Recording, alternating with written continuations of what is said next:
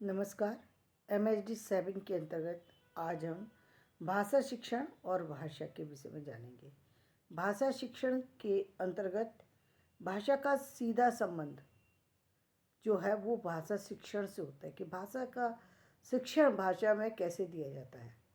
भाषा का शिक्षण जो है वो किस तरह से दिया जाता है, यानी यहाँ पर जो सिखाने वाला व्यक्ति है वो भी भाषा का ही प्रयोग कर रहा है, लेकिन किसके लिए कर रहा है? भाषा के लिए, भाषा शिक्षण के लिए।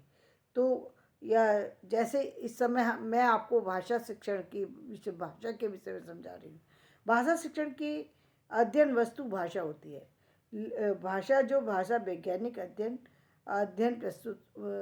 की वस्तु है। देखिए, भाषा का अध्ययन वो है जो केवल हम भाषा के विषय में जान रहे हैं कि भाषा क्या है, भाषा कैसे बनती है, भाषा की गुणवत्ता क्या है, भाषा का विकास कैसे होता है, भाषा किस चीज़ पर आधारित है, भाषा का निर्माण में वाक्य कितने सहायक हैं, वाक्यों का निर्माण क्यों जरूरी है, भाषा को व्यवहार में लाना क्यों जरूरी है, भाषा विभिन्न लोगों के संपर्क में आने से कैसे बदलती है, भाषा का नवीन रूप क्या है, भाषा का प्राचीन रूप क्या है, भाषा का प्रयोग कहाँ कहाँ होता है, भाषा दूसरी लैंग्वेज में कैसे ट्रांसफ़र हो जाती है, भाषा कैसे जो है वो राष्ट्रीय भाषा बनती है, कैसे राज्य भाषा बनती है, कैसे वो क्षेत्रीय भाषा बनती है, कैसे वो इंटरनेशनल लैंग्वेज बनती है। ये सारी बातें जो है भाषा के अंदर। भाषा का प्रयोग एजुकेशन में कैसे होता है, भाषा का प्रयोग देखिए, चाहे आप किसी भी एजुकेशन की किसी भी बुक को लिखिए, चाहे हिंदी के लिखिए या इंग्लिश के लिखिए या किसी भाषा का संबंध सारी बुक्स से है। सारी भाषा का संबंध व्यक्ति के बोलने से लेकर के व्यक्ति के व्यवहार तक हर चीज़ से है। तो भाषा जो है एक छोटे से उसमें नहीं है। भाषा का जो ज्ञान है वो बहुत सारी चीज़ों से रिलेटेड है, वो जिसमें उसका एजुकेशन आती है, सामाजिक व्यवहार आता है,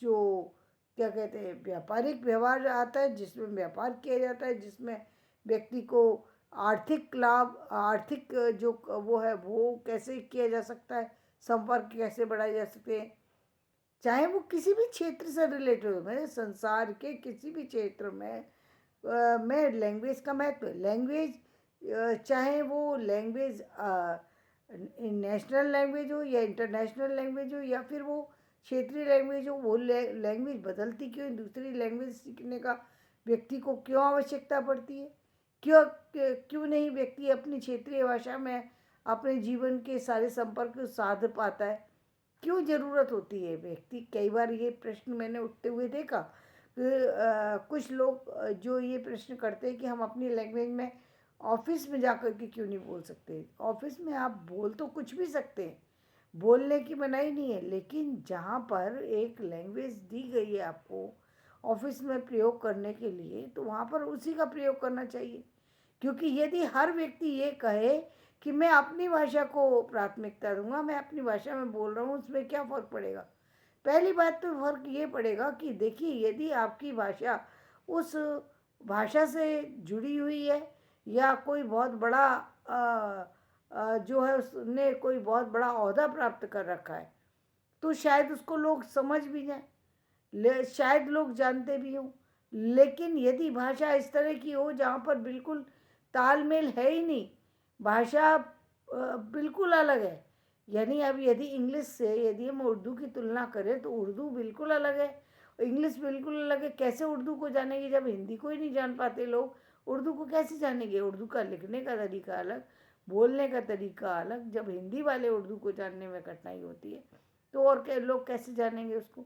अब यदि साउथ की लैंग्वेज की बात करें, साउथ की लैंग्वेज में जाकर के आप कहीं किसी भी जगह जाकर जहाँ इंटरनेशनल लैंग्वेज चल रही है या नेशनल लैंग्वेज भी चल रही है, आप अपनी तेलुगु को बोल रहे हैं, तमिल को बोल रहे हैं, कन्नड़ को बोल रहे हैं, समझ में कैसे आएगी? आप तो बहुत कुछ बोल सकते हैं, लेकिन आप ऑफिस में गए किस लिए? वहाँ पर तो आप किसी कार्य को करने के लिए गए, वो कार्य तो हो ही नहीं सकता।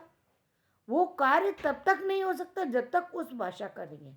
तो मुख्य बात क्या है, भाषा शिक्षण के अंतर्गत भी भाषा ही काम करती है यहाँ पर भाषा शिक्षण देने वाला व्यक्ति भी भाषा का ज्ञाता होता है, और भाषा शिक्षण जो सीखने वाला व्यक्ति है वो भाषा को जानना चाहता है, भाषा के विषय में जानना चाहता है। इस संदर्भ में जो है मातृभाषा या अन्य भाषा, दो भाषाएं आती हैं।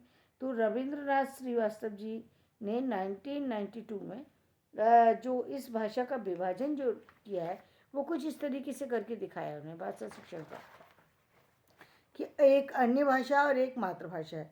अन्य भाषा के अंतर्गत उन्होंने अन्य भाषा को दो भाषाओं में बांटा है। एक विदेशी भाषा जिसमें फॉरेन लैंग्वेज आ गई द्वितीय, और एक सेकेंड लैंग्वेज जो जैसे आदमी जो नेशनल लैंग्वेज है हिंदी है, लेकिन इसके साथ साथ बंगाली भी जानता है, राजस्थानी भी जानता है, मराठी भी जानता है, कोई और भी लैंग्वेज जानता है, या वो अपनी क्षेत्र ये उसके अपने क्षेत्र की हो सकती है, अपनी जगह की हो सकती है, तो वो उसको भी जानता है द्वितीय भाषा। और स्वजातीय और विजातीय भाषा, कई बार अपनी जाति से भी रिलेटेड है तो भाषा, और जाति धर्म से भी रिलेटेड है, तो और कई बार विजातीय है यानी दूसरी जाति से रिलेटेड है। जैसे आदिवासियों की भाषा जो है वो बिल्कुल अलग है, और स्वजातीय में संस्कृत को रखा जा सकता है, तो ये अपनी भाषा है। या बंगालियों की जो भाषा है, तो इस तरीके से कुछ अपनी स्वदेशी स्वजातीय भाषाएं हैं। तो इसी तरीके से मातृभाषा है। मातृभाषा को उन्होंने दो भागों में बांटा है, एक स्वाभाविक भाषा है, एक स्वाभाविकेतर भाषा है। अब स्वाभाविक भाषा कौन सी है? स्वाभाविक भाषा वो है जो व्यक्ति दिन रात उसका प्रयोग करता है, मतलब अनौपचारिक भाषा। एक दूसरी हो गई स्वाभाविकेतर भाषा जो कि औपचारिक भाषा है, जिसका प्रयोग उसको समाज में रह कर के करना पड़ता है, समाज के लिए। आप वो भाषा का प्रयोग नहीं कर सकते जो आम भाषा है, जिसमें आप अपने परिवार में हैं, आप सुबह उठ करके राधे राधे भी बोल सकते हैं, नमस्कार भी कर सकते हैं, गुड मॉर्निंग भी कर सकते हैं, जो आपके यहाँ का सिस्टम है आप उसको चला सकते हैं। लेकिन आप ऑफिस में जाकर राधे राधे, या आप इस तरह की का जो बहुत सारी सी जो अनौपचारिक चीज़ें हैं उनको आप ऑफिस में नहीं चला सकते, क्योंकि ऑफिस के सिस्टम को बनाए रखने के लिए ही ज़रूरी हो जाता है कि आप वहाँ के सिस्टम को फॉलो करें। वहाँ पर आपकी वो अनिवार्यता हो जाती है। वहाँ पर आप अपनी चीज़ों को लेकर के नहीं जा सकते, जाते हैं तो वहाँ पर एक सिस्टम खराब ही होता है। वहाँ पर सिस्टम में कोई बहुत वैसे ये कोई बहुत बड़ी बात नहीं है, लेकिन फिर भी कहीं ना कहीं सिस्टम पर इसका प्रभाव पड़ता है, जिसको लोग बहुत हल्के से लेते हैं, जो कि नहीं लेना चाहिए। तो भाषा के विषय में आज हमने इस विषय में जाना। कल हम इससे आगे जानने की कोशिश करेंगे। धन्यवाद। मेरा वीडियो पसंद आए तो इसे लाइक करें, शेयर करें और सब्सक्राइब करें।